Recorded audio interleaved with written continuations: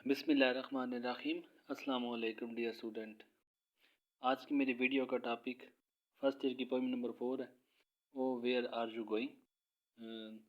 Screen पे आपको नज़र आ रही होगी और काइंडली आपसे रिक्वेस्ट करूँगा, मैं हमेशा आपसे कहते रहता हूँ कि जब भी आप मेरी लेक्चर को सुने तो अपनी बुक को आप पास रखें, ताकि जो इम्पोर्टेंट बातें हैं, जो आपको लगता है आपके लिए नई चीज़ें हैं, तो आप उसको साथ साथ नोट डाउन भी करते रहा करें।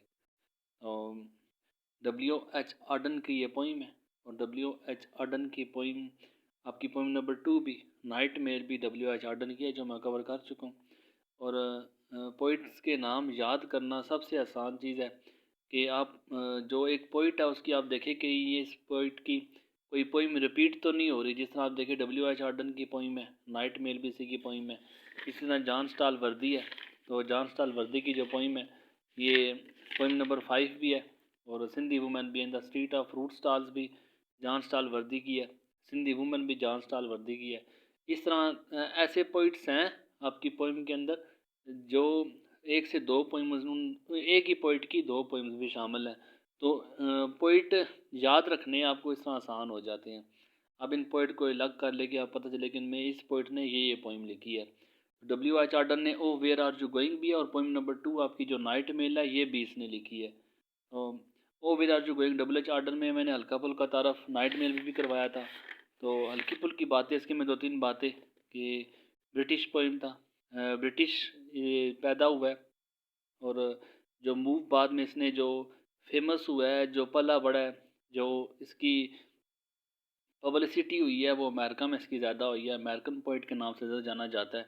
और इसके अलावा ऑक्सफोर्ड में ही पढ़ा था, इंग्लैंड में। और इसके साथ साथ इसकी जो पोइट्री है, पोइट्री में बड़ा फेम इसने हासिल किया। इसकी पोइट्री बड़ी क्लासिकल रही है, बड़ी सिंपल राइटिंग करता है। सटायर में, आयरनी में, मेटाफर में, पैरोडी में मास्टर रहा है पोइट्री के अंदर। और इसके अलावा political politician as a politician बात करें, पॉलिटिकल इसकी सर्विसेज की बात करें, और सोशल सर्कल इसका बड़ा स्ट्रॉन्ग रहा है। तो पोइट्री में भी, और ख़ास तौर पे जो सिंपल पोइट्री है, सिंपल पोइट्री के थ्रू इसने बड़े बड़े मैसेज दिए हैं। तो नाइट मेल पे भी आपने हमने देखा था कि किस तरह उसका एक मैसेज, बड़ा स्ट्रॉन्ग मैसेज था कि जो इंसान की पैसिवनेस है, इंसान की जो सुस्ती है, काहली है, ये इसको उसने क्रिटिसाइज़ किया था। और ओ वेयर आर यू गोइंग में वो क्या बातें करता है, किस चीज़ को, इंसान की ऐसी कौन सी वो कमी को हाईलाइट करता है। तो इसके बारे में डिटेल मैं और ओ वेयर आर यू गोइंग में देखूँगा। और इसकी टेक्स्ट करवाने से पहले, इस पोएम को रीड करवाने से पहले 2-3 बातें आप जैसे देखिए, आप जिन बच्चों ने मुझे पिछली पोएम में सुना है 1, 2, 3 में, तो मैं आपको बताता चलूँ इस पोएम में आपको जो डिफरेंट सिनोनिम्स हैं, आप जो लगता है आपके लिए नए वर्ड हैं, आप उनको साथ साथ मैं आपको इंग्लिश मीनिंग भी बताऊंगा, आप उसको नोट डाउन कर ले। और इसके अलावा जो इसका पैराफ्रेज करूंगा, इसकी जो अपर मीनिंग है, इसके सामने सामने जो मीनिंग आपको नज़र आ रही है, इस पोएम का मतलब क्या है, इसके अलावा इसका हिडन मीनिंग वो बताना क्या चाहता है, वो आपसे डिस्कस करूंगा। और इसके जो इम्पोर्टेंट लिटरेरी डिवाइसेस है, राइटर ने कौन कौन सी पोइटिक डिवाइसेस यूज़ की हैं इसके अंदर, और इसका मैं आपको बता चुका था पेपर पॉइंट ऑफ व्यू में कितना ज़बरदस्त इसका इम्प्रेशन पड़ता है। पेपर चेकर आपका जो एग्ज़ामिनर होता है वो बड़ा इम्प्रेस होता है कि आप कुछ अलग करके दिखा रहे होते हो। रेफरेंस कॉन्टेक्स्ट के हवाले से पोइम, हर पोइम में आपको मैं बताऊंगा कि ये पोइम कॉन्टेक्स्ट के हवाले से, रेफरेंस कॉन्टेक्स्ट के हवाले से, लाइन्स के हवाले से ये पोइम इंपॉर्टेंट है, या ये पोइम क्वेश्चन आंसर के हवाले से इंपॉर्टेंट है, सिनोनिम्स इसमें किस तरह के आते हैं वगैरह वगैरह, मैंने पिछली पोइम में भी आपको बताया था।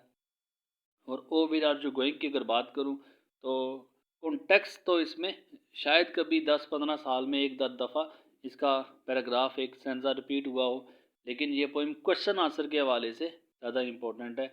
और बच्चे याद रखना, अब हर पोइम का कॉन्टेक्स्ट आपको पक्का आना चाहिए, मॉरल आइडिया इसको पक्का आना चाहिए। आपको पता नहीं चाहिए सेंट्रल मैसेज क्या है इस पोइम के अंदर, what does the writer want to tell us, क्या हमें बताना चाहता है, उसने क्या मैसेज दिया है हमें, ये आपको हर पोइम का पता होना चाहिए। बाकी कोई क्वेश्चन आए ना आए, मैसेज वाले क्वेश्चन, सेंट्रल आइडिया वाले क्वेश्चन पक्के आते होते हैं पेपर के अंदर। तो ओ वेयर आर यू गोइंग में क्या मैसेज है, इसमें आपको बताया ये कॉन्टेक्स्ट इसका, ख़ास तौर पे इसका मैसेज जो है एक क्वेश्चन आंसर के वाले से बहुत ही इंपॉर्टेंट है, बहुत दफ़ा पेपर में रिपीट हुआ है। अगर स्टेंजा की बात करें तो पेपर में इसका स्टेंजा ना होने के बराबर रिपीट होता है, लेकिन कोई पता नहीं होता मैं इसका ये मतलब नहीं कि यार इसका स्टेंजा पेपर में नहीं आ सकता। मैं आपको पास्ट पेपर की बात करूं कि पास्ट पेपर में इसका स्टेंजा जो है ये पेपर में रिपीट नहीं हुआ, एक आध दफ़ा पेपर में आया है, लेकिन इसके अलावा पेपर में रिपीट नहीं हुआ।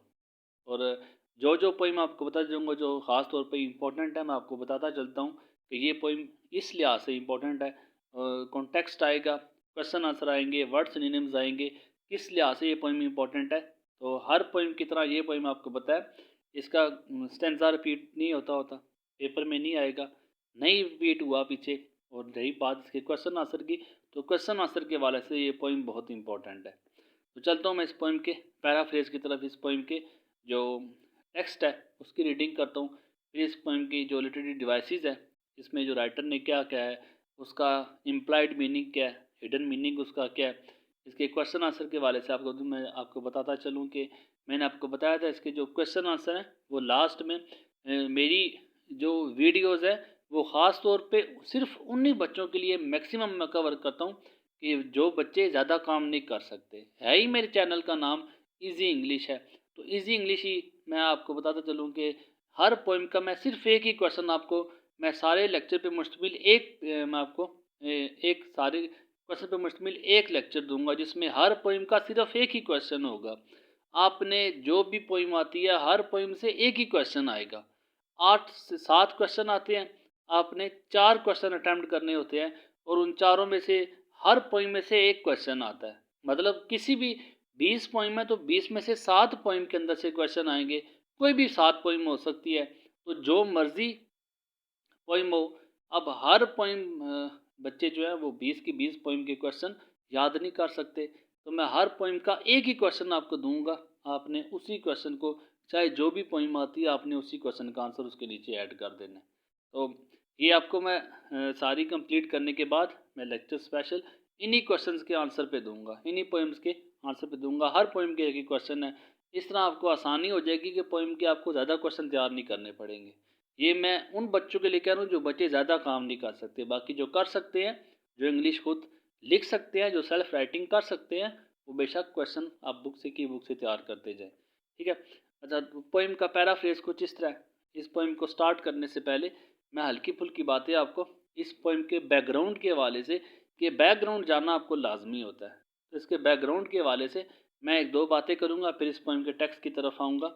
आपको इसका जो पस मंज़र है वो ज़रूर पता होना चाहिए। इस पोइम को समझाने से पहले आप एक दो बातें आप पहले अपने माइंड में बिठा लें और काइंडली अपनी बुक अपने पास रखें। जस्ट वॉइस को फॉलो करें, बुक से देखें बाकी जो कुछ भी है।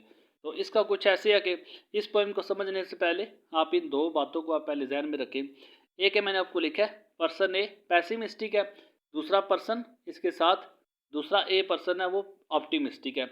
अब इसके साथ बी पर्सन को आप अगर लिख लें, एक पर्सन ए है दूसरा पर्सन बी है, एक पैसिमिस्टिक है एक ऑप्टिमिस्टिक है। तो पहले आप इसे देखें, पैसिमिस्टिक और ऑप्टिमिस्टिक मैं आपको अपने लेक्चर्स में कवर करवा चुका हूँ, लेकिन फिर आपको रिपीट करना चाहूँ कि पैसिमिस्टिक वो शख्स होता है कि जो हमेशा मायूसी की बातें करता है, who always looks at the dark side of life, जो आपको हमेशा मायूस करेगा, आपको हमेशा गम देगा, आपको गम दिलाने वाली बातें करेगा, आपको दुख देने वाली बातें करेगा।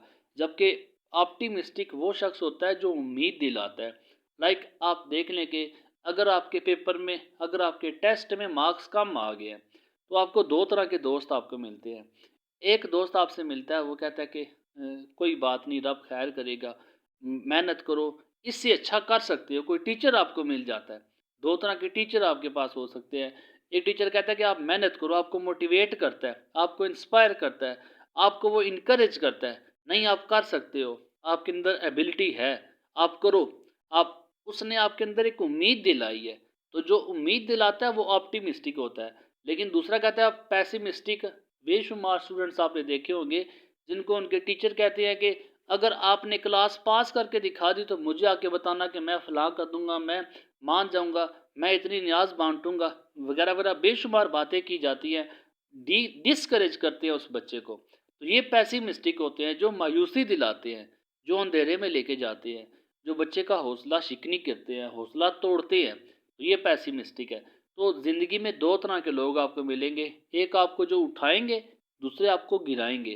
तो इन दोनों की बातें हम ओ वेयर आर यू गोइंग में देखेंगे, एक पर्सन जो पर्सन ए या पैसिमिस्टिक है, दूसरा पर्सन बी है। गलती से ये लिखने गया, लेकिन यहाँ पे पर्सन बी है। अपनी बुक पे पर्सन बी के साथ आप लिख ले। पर्सन ए जो है पैसिमिस्टिक है, पर्सन बी जो है ऑप्टिमिस्टिक है। अच्छा देखिए, पर्सन ए आप अपनी बुक को अगर देखें तो बुक में आपको 3 स्टैंजा नजर आएंगे। अब देखिए, एक स्टैंजा, दूसरा स्टैंजा, ये तीसरा स्टैंजा, 3 स्टैंजा रहेंगे। एक लास्ट वाला स्टैंजा जो है, इसको मैं लास्ट में आपको बताता हूँ। अब इसे देखिए, आप 3 स्टैंजा को देखें तो हर स्टैंजा की फर्स्ट लाइन में अगर आप देखें रीडर है, फिर दूसरे स्टैंजा की यहाँ पे देखिए आप फर्स्ट स्टैंजा में देखिए रीडर टू राइडर है, दूसरे स्टैंजा में देखें तो फियरर टू फेयरर है, तीसरे स्टैंजा में देखें तो हारर टू हीरर है। मेरे साथ साथ आप चलते जाए, आपको हर बात समझाता जाऊंगा साथ साथ। तो आप देखिए, 2 पर्सन आपस में लगे हुए हैं। पहला रीडर राइडर से बात कर रहा है, फिर दूसरे स्टैंजा में फियरर जो है वो फेयरर से बात कर रहा है, फिर तीसरे स्टैंजा में हारर जो है वो हीरर से बात कर रहा है। अब इसका रीडर, इसका फियरर, इसका हारर, ये तीनों फर्स्ट है, ठीक है।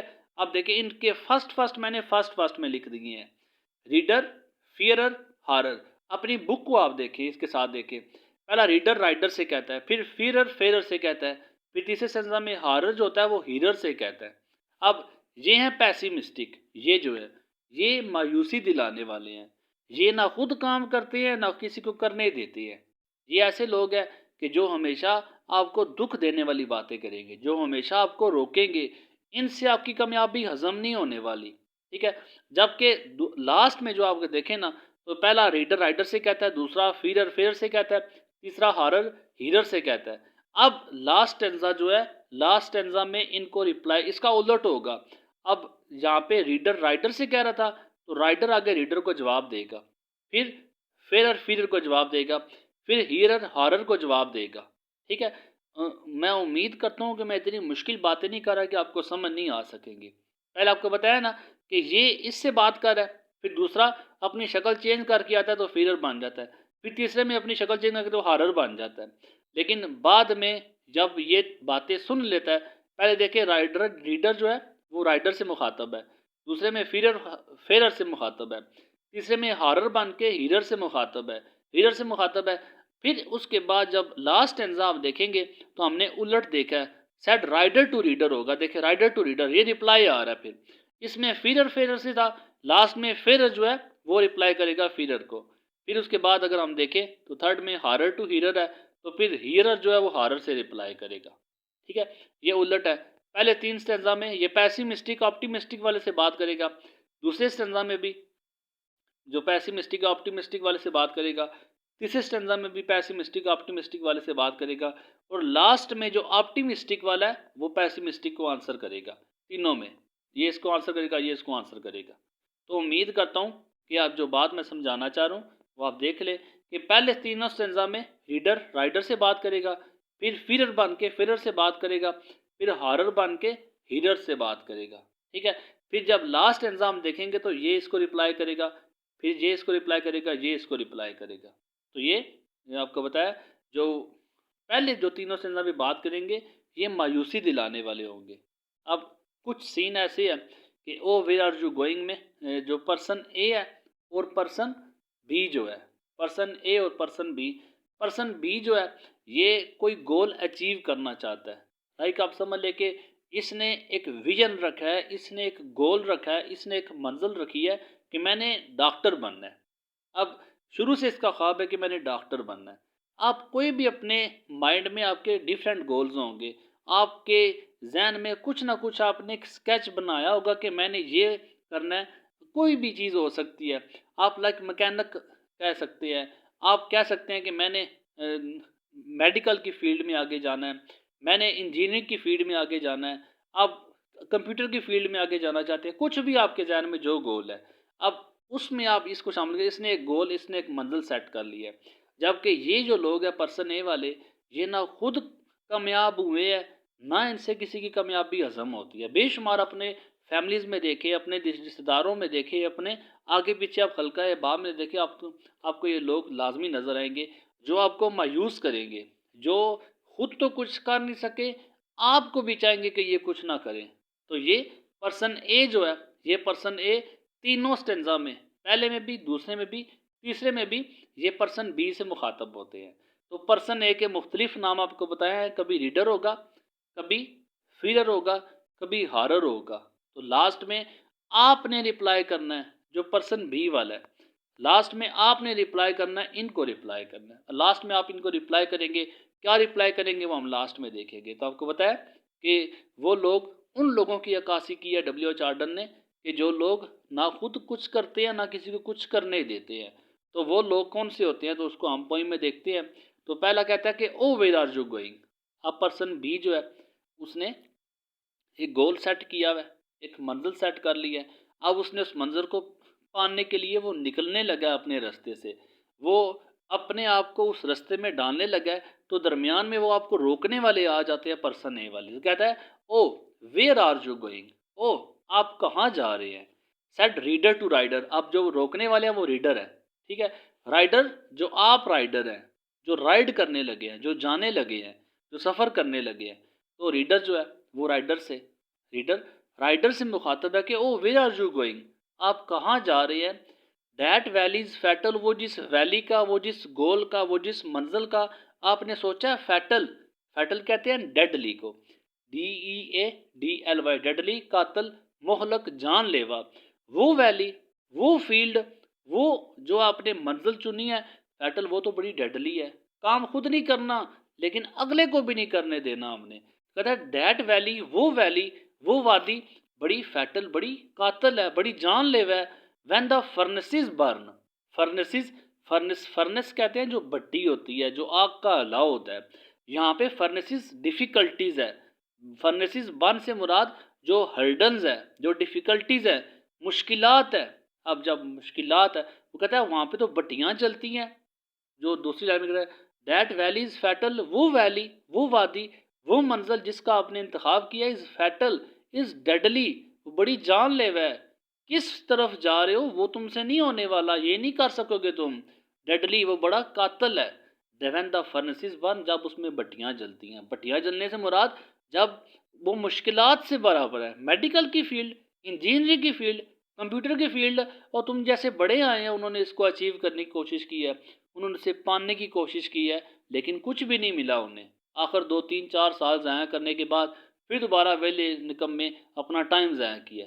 अब इसको डिग्रेड कर रहा है, उसको डी वैल्यू कर रहा है, उसको डिस्करेज कर रहा है, उसको पस्त कर रहा है कि ये उस तरफ ना कहीं निकल जाए, ये ना हो कहीं जाके कुछ ना कुछ बन के ही आए। तो दैट वैली, वो वादी, is fatal.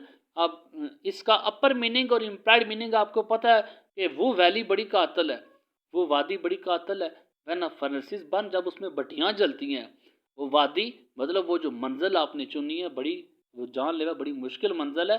Full of hurdles, full of obstacles, रुकावटों से भरी पड़ी है वो। योंडर्स द मिडन, योंडर्स, योंडर्स कहते हैं फार अवे, दूर दूर तक। मिडन, मिडन कहते हैं डंग, DUNG, डंग रबिश, जो कूड़ा किरकट होता है, जो गंदगी के ढेर होते हैं, जो गलाजत होती है उसको कहते हैं। योंडर दूर दूर तक, द मिडन, मिडन गंदगी के ढेर है। अब बस रोकना है उसको, गंदगी के ढेर है। Whose odours, odours fragrance smell, जिसकी स्मेल, जिसकी फ्रेगरेंस, जिसकी बदबू, विल मैडन, वैसे आर्डर खुशबू के कहते हैं। फ्रेगरेंस एरोमा भी होता है, AROMA, एरोमा भी इसे कहते हैं। एरोमा फ्रेगरेंस है। तो जिसकी बदबू विल मैडन, मैडन मैड से मैडन, मैड आपको पता है पागल को कहते हैं। तो कहता है योंडर्स द मिडन, दूर दूर तक क्या है, मिडन गंदगी के ढेर है। हुज आर्डर्स विद मैडन, अब उसकी ऐसी ऐसी गंदगी है, आर्डर्स जिसकी बदबू जो है विल मैडन, आपको पागल कर देगी। दरमियान में फिर वही है कि वो गंदगी उस गलाजत में, वो जिसका कोई स्कोप ही नहीं है, ऐसी फील्ड तुमने चुनी है जिसका कोई स्कोप ही नहीं है। आप उधर जाओगे तो बाद में मैंने बेशुमार ऐसे शख्स देखे हैं कि जिनके पास डिग्रियां हैं, उनके पास कोई काम नहीं है, उसके पास कोई हुनर नहीं है, उसके पास कुछ आता जाता है कोई नहीं है, और छोड़ो उसको करने का। अब उसे करके फ़ायदा क्या, आगे कौन सा लोगों ने तीर मार दिए हैं जिन्होंने कर लिया। तो वो बदबू से मतलब वो डिस्करेज कर रहा है उसे, उस तरफ जाने का फ़ायदा नहीं है, करके भी तुम्हें कुछ नहीं मिलेगा वो वाला। तो इसकी बदबू ही है, ये एक गंदा शोबा है, इसको छोड़ो तुम। ऐसी बातें कर रहा है उसे कि वो डिग्रेड कर रहा है, उसको डी वैल्यू कर रहा है। दूर दूर तक गंदगी गलाजत के ढेर है, बड़ा गंद भरा हुआ है इसके अंदर, कोई ज़रूरत नहीं उस तरफ जाने की। That gap is the grave, वो गैप जो है, वो जो फासला है, वो जो डिस्टेंस है, इज़ द ग्रेव, वो एक बेसिकली कब्र है। वेयर द टाल रिटर्न, टाल लंबे, रिटर्न रिटर्न वापिस आ गया है। अब तुमने कैसी फील्ड चुन ली है, एक तुमने कैसे गोल को मुंतखब कर लिया है, एक ये गोल तुम्हारी कब्र बन जाएगा, ये तुम्हारी कब्र जहाँ पे तुमने दफन हो जाना है, ये तुम्हारे लिए ये कब्र की तरह हो जाएगा, ये मंजिल तुम्हारे लिए एक कब्र है। क्योंकि अब ये ऐसी कब्र है, इस कब्र को एक ऐसा गैप है कब्र का जिसको तुम पार नहीं कर सकोगे। 4 साल 5 साल तुम जाओगे, तुमसे क्लियर नहीं होने वाला। बड़ा मुश्किल टॉपिक है ये, बड़ा डिफ़िकल्ट है ये, इसको पार नहीं कर सके। वे द टाल रिटर्न, बड़े बड़े लंबे आए हैं तुमसे, बड़ी बड़ी लंबी बातें करने वाले आए हैं, बड़े बड़े लोग आए हैं, बड़े बड़े 30 मार खां आए हैं, बड़े बड़े पढ़े लिखे एजुकेटेड स्कॉलर आए हैं, रिटर्न वापस आ गए हैं। अब इस मंजिल को पार नहीं कर सका, इस मंजिल को पा नहीं सका, ये मंजिल बड़ी मुश्किल है। तो ये गैप तुम्हारे लिए कब्र की मानद है। अब इस गैप में तुम जाओगे तो मतलब आप कब्र में दफन हो जाओगे। ये गैप तुमसे कवर नहीं होने लगा, क्योंकि बड़े बड़े टाल, बड़े बड़े लंबे आए हैं तुमसे, लंबे मतलब बड़े बड़े बातें करने वाले, बड़े बड़े एजुकेटेड आए हैं, बड़े पढ़े लिखे लोग आए हैं, लेकिन वो रिटर्न रिटर्न बैक वापिस आ गया, वो उनसे ही नहीं हो पाया। तो फर्स्ट में स्टेंजा में मैंने कोशिश की है कि जितना इजी से इजी हो सकता है मैं आपको समझा सकूं। इन शॉर्ट ये है कि इस स्टेंजा में वो आपको डिस्करेज कर रहा है, वो डिग्रेड कर रहा है, डिवैल्यू कर रहा है। क्यों? क्योंकि आप कहीं उससे आगे ना निकल जाओ, आप कहीं कुछ पा ना लो। मुख्तलिफ तरह के वो आपको बातें बता के, हर्डल्स बता के, रुकावटें बता के, दुख तकलीफ़ें बता के आपको वापस पलटनाने की कोशिश कर रहा है। तो ये फर्स्ट स्टेंजा में रीडर जो था वो राइडर से, तो राइडर निकला हुआ अपने रास्ते में, लेकिन रीडर उसके रास्ते में रुकावटें डाल रहा है। अब जब इसने बात नहीं सुनी तो दूसरी तरह के कुछ लोग आ जाते हैं जो कि फीरर बन के फेरर से है। फीरर कहते हैं फियर से है, फियर कहते हैं खौफ को, तो फीरर हो गया खौफ दिलाने वाला। इसी तरह फेयर कहते हैं सवारी को, किराए को। अब फेरर जो सवार होता है, जैसा राइडर है, तो फेरर सवार करने वाले, जो सवार के लिए निकला हुआ है, जो सवारी करने वाला है, तो कहता है कि फेरर फियर टू फेरर। अब खौफ दिलाने वाला उस सवार से मुखातिब है, क्या कहता है, ओ डू यू इमेजिन, क्या तुमने इमेजिन किया, इमेजिन तसव्वुर किया, ओ डू यू इमेजिन, क्या तुमने तसव्वुर किया। फीरर टू फेरर, अब फीरर बनना है, फेरर से कह रहा है, अब खौफ दिलाने वाला बन किया है, कहता है ओ डू इमेजिन, क्या तुमने इमेजिन किया। डैट डस्क, डस्क मीन कहते हैं डॉन एंड डस्क, इसका अपोजिट होता है डॉन, जो सुबह सुबह का वक्त होता है, जैसे ही सूरज की रोशनी फूटती है। डस्क कहते हैं जो यही टाइम शाम के वक्त जो आता है, जैसे ही सूरज गुरूब होता है। अब देखें, यही वक्त सुबह के टाइम भी आता है जिसमें ना सूरज सही निकला होता है, ना सूरज सही डूबा होता है। बिल्कुल ऐसे ही मंजर शाम के वक्त भी आता है जिसमें सूरज ना सही डूबा होता है, ना सही ऊपर की तरफ होता है, ना सही निकला होता है। तो ये वक्त शाम का भी होता है, ये वक्त सुबह के वक्त भी होता है। लेकिन ये वक्त जब सूरज आधा निकला हुआ हो, आधा डूबा हुआ हो, तो ये सुबह के वक्त के मंजर को डान कहते हैं, DAWN। और यही मंजर जब शाम के वक्त होता है तो इसको डस्क कहते हैं, DUSK। इसके अलावा इंग्लिश डिक्शनरी में one of the most beautiful word मैं जिसे मानता हूँ, मेरा सबसे फेवरेट वर्ड है ट्वाइलाइट का। ट्वाइलाइट इसी का मतलब डस्क होता है, जो शाम का वक्त होता है, जिसमें सूरज, जिसमें परिंदे अपने घरों की तरफ वापस लौटते हैं, जिसमें शाम का वक्त होता है। अब ये ट्वाइलाइट ही बेसिकली डस्क का दूसरा नाम है। तो ये शाम का वक्त जिसमें सूरज की रोशनी सुबह की मानद होती है, जब सुबह सूरज निकल रहा होता है और आधा आधा छुपा हुआ होता है, तो कहता है डैट डस्क, ये शाम पड़ जाएगी। क्या तुमने तसव्वुर किया, that dusk will delay, delay ले पड़ जाएगी, शाम हो जाएगी, ऑन योर पाथ, तुम्हारे रास्ते में, टू द पास, उस पास करने तक। तुम क्या सोचते कि तुम उस मंजिल को पास कर जाओगे, गुजर जाओगे। डैट डस्क विल डिले, शाम पड़ जाएगी तुम्हें। शाम मतलब क्या कि तुमसे हो नहीं पाएगा, शाम पड़ जाएगी, देर लगा दोगे तुम काफ़ी टाइम लगा दोगे। सप्ली फिर क्लियर करो, फिर सप्ली फिर क्लियर करो, फिर सप्ली फिर क्लियर करो। वक्त तुम्हारा ज़ाया हो जाएगा, ज़िंदगी बड़ी कट जाएगी तुम्हारी, टाइम बड़ा वेस्ट हो जाएगा तुम्हारा। तो डेट डस्क शाम पड़ जाएगी, तुम्हें हो नहीं पाएगा, वक्त बहुत ज़ाया करोगे। Yours diligent looking discover the lacking. तो योर्स आपकी डेलीजेंट, डेलीजेंट जो विजडम लाइक है, जो इंटेलिजेंस है, लुकिंग अपने आप को बड़ा इंटेलिजेंट फील करते हो, अपने आप को बड़ा ब्रिलियंट, बड़ा ब्राइट, बड़ा एजुकेटेड मानते हो। डिस्कवर तुम्हें पता चलेगा, डिस्कवर मीन मालूम होगा, द लैकिंग लैक कहते हैं कमी को। अपने आप को बड़े पढ़ाकू कहते हो, डिस्कवर द लैकिंग।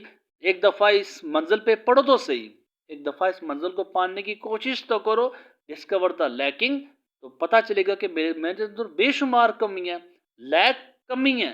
तो फिर तुम्हें पता चलेगा कि तुम्हारे अंदर कुछ भी नहीं है, तुम्हें बहुत कुछ अभी मालूम करना है।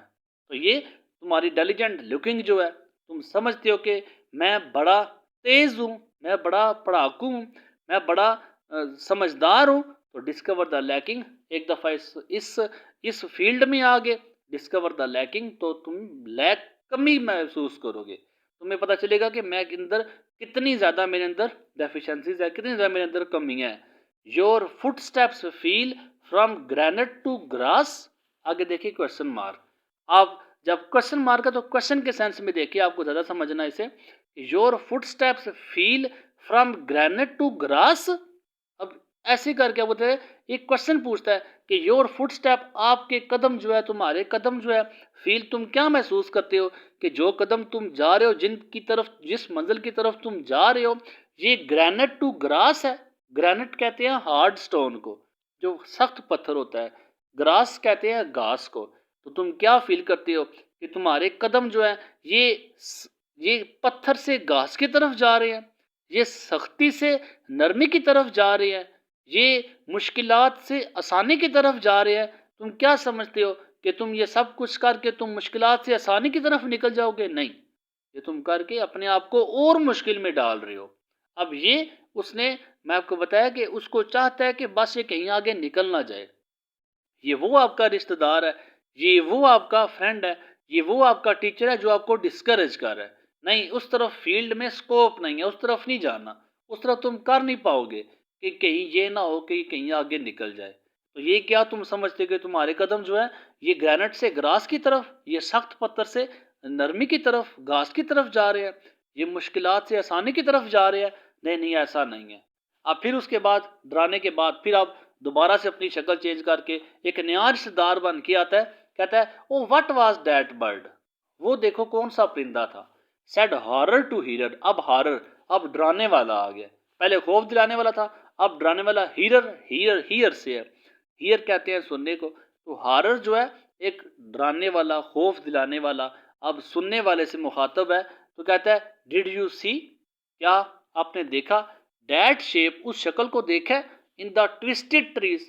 ट्विस्ट कहते हैं जो कर्व, ऐसे करके, ये जो ऐसे होती है, ट्विस्टेड ट्रीज, ट्विस्टेड ट्रीज। तो ट्विस्ट हुई हुई, कर्व हुई हुई, बेंड हुई हुई, जो मुड़ी हुई, इस दरख्तों को देखा तुमने, क्या तुमने मुड़े दरख्तों को देखा?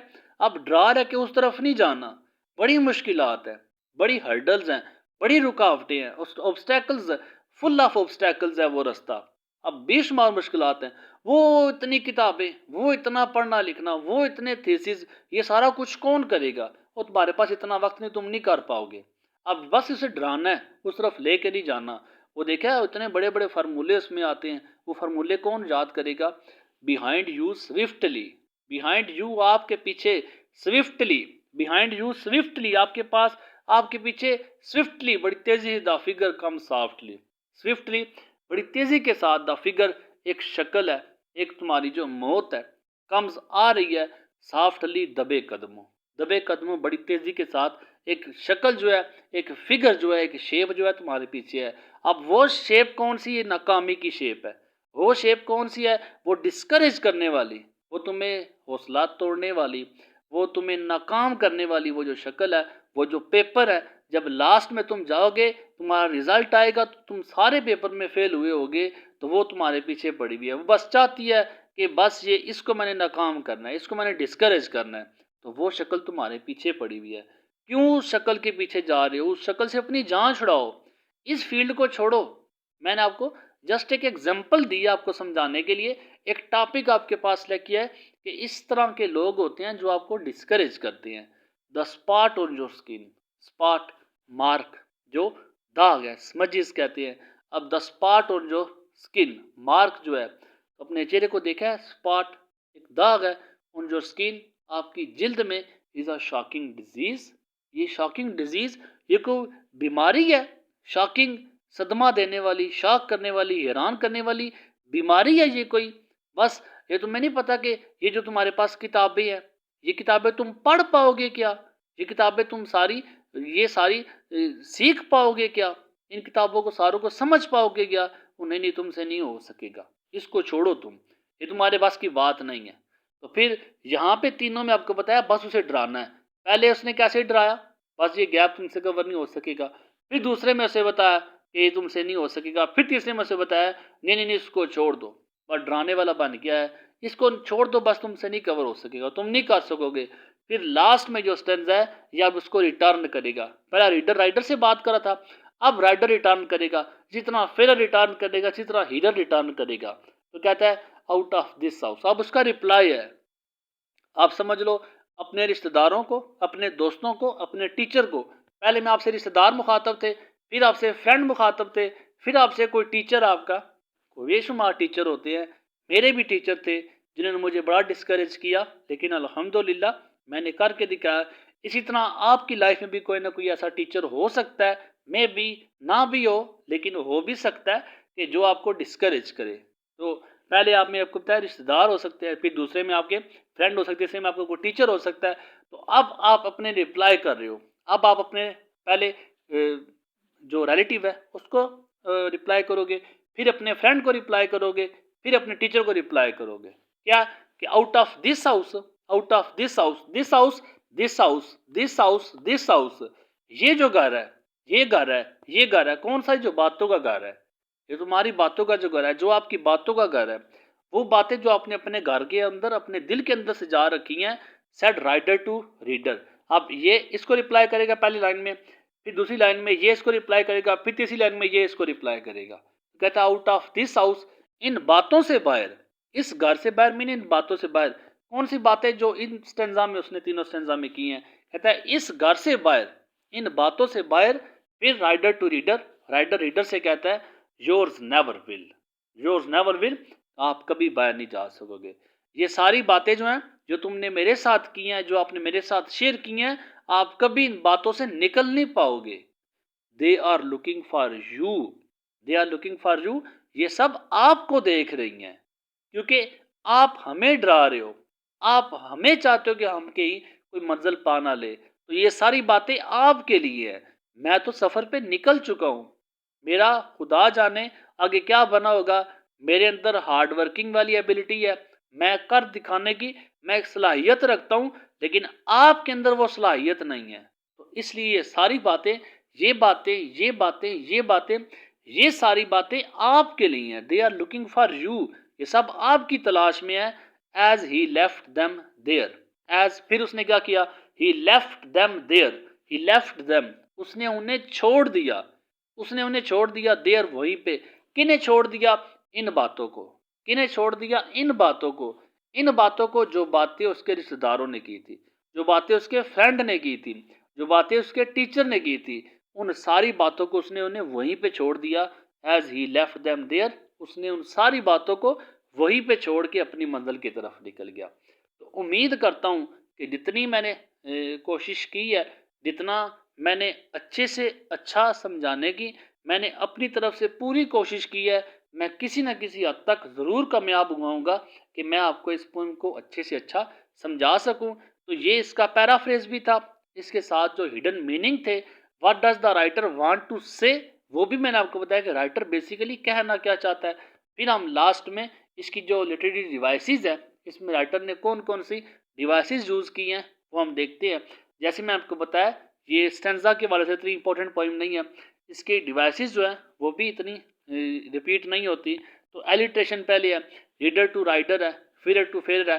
डिवाइसेस के लिए मैं आपको बता चुका हूँ कि मैंने ऑलरेडी पोइम से पहले मैंने अपलोड की थी, जिसमें मैंने सारी जो पोइटिक डिवाइसेस हैं, आपकी पोइम के अंदर कौन कौन सी डिवाइसेस रिपीट होंगी, कौन कौन सी डिवाइसेस इंपॉर्टेंट है, वो सारी डिवाइसेस मैंने विद एग्जांपल्स आपकी पोइम के अंदर से एग्जांपल्स आपके साथ शेयर की हैं। तो उस डिवाइसेस की, इन डिवाइसेस को समझने के लिए what does it mean by alliteration है, विजुअल इमेजेस है, ऑडिटरी इमेज है, मेटाफर है, सिमिली है, पर्सोनिफिकेशन है, एजोनेंस है, वगैरह वगैरह, ये सारी डिवाइसेस जो है मैंने उस पर डिटेल के साथ बताई हुई हैं। जस्ट मेरा टॉपिक यहाँ पे आपको पोइम का है, तो अगर आप डिवाइसेस के बारे में जानना चाहती हैं तो आप काइंडली उस डिवाइसेस के लेक्चर को सुने, ताकि आपको समझ लग सके एलिट्रेशन क्या है, विजुअल इमेजेस क्या है, एनाफोरा क्या है। बाकी इसके अलावा मैंने नाइट मेल में भी, मैंने द रेन में भी, इसके अलावा विस्लिंग ऑफ बर्ड्स है, उसमें भी आपको डिवाइसेस को, मैं बेशुमार डिवाइसेस आपको पोइम के अंदर कौन कौन सी पोइट ने यूज़ की हैं वो मैंने आपको बताया। और ये याद रख लें, डिवाइसेस आपके पेपर में एक्स्ट्रा इंप्रेशन, अच्छा इंप्रेशन है। 5 नंबर आपको रेफरेंस कॉन्टेक्स्ट के नहीं मिलते, आपको 4 नंबर ज़्यादा मिल सकते हैं उसे। लेकिन जब कोई बच्चा एक्स्ट्रा प्रेजेंट करता है, कुछ एक्स्ट्रा शो करता है, वो बताता है कि मैं सारे बच्चों से डिफरेंट हूँ, तब जो एग्जामिनर होता है, जो पेपर चेकर होता है, वो आपको 4 के बजाय आपको 5 के 5 नंबर दे देता है, क्योंकि इस बच्चे ने एक्स्ट्रा हार्डवर्क किया है, इस बच्चे ने एक्स्ट्रा शो किया है, एक्स्ट्रा प्रेजेंट किया है, तो इसका हक बनता है कि मैं इसको पूरे के पूरे नंबर दूं, बाकी सारे बच्चों से इसके मार्क्स अच्छे आए। तो ये इसलिए डिवाइसेस आप रेफरेंस कॉन्टेक्स्ट एक्सप्लेनेशन के लास्ट में ज़रूर ऐड किया करें अगर आपकी पोइम में रिपीट होती हैं।